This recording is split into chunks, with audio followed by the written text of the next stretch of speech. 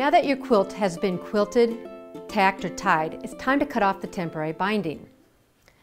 As you cut off the temporary binding, you're going to be squaring up the quilt and getting rid of the excess backing and batting. So to begin, find the upper right-hand corner of your quilt.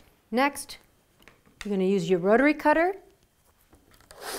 and your large square, and you're going to lay it onto the corner of your quilt.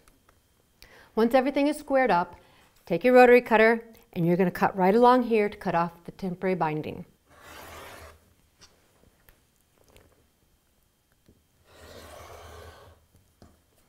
After you've squared up your first corner, put this ruler aside and grab your long one.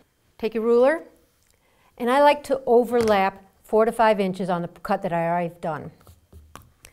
So I line that up, make sure it's all beautiful, and I cut. Sometimes you're going to see that you've cut and you've left strings and stuff where the temporary binding was sewed on. You're simply going to go in and clean that up. Again, move your quilt forward. Make sure that you don't have any other part of the quilt under where you're going to be cutting, or you're going to actually cut your whole quilt. You don't want to do that. So again, take your ruler, line everything up nice and neat, overlap,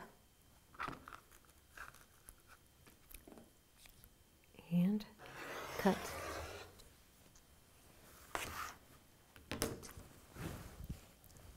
Now that we've approached our corner, we're going to go back to our other ruler. I have, again, about a 4 to 5 inch overlap, and I'm squaring it up against the bottom of the quilt here.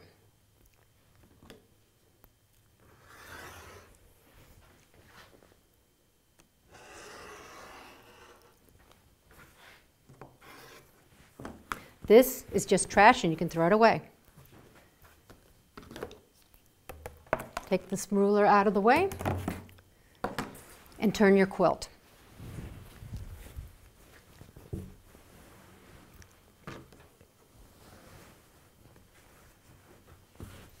You're going to work like this around the entire quilt.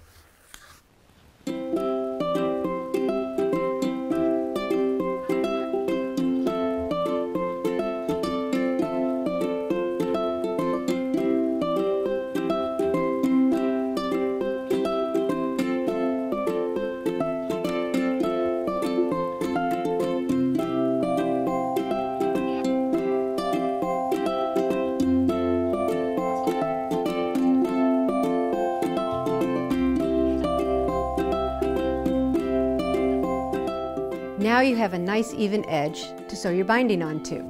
In our next video, we're going to be binding this quilt. I like to accordion fold the quilt so it's easier to work with.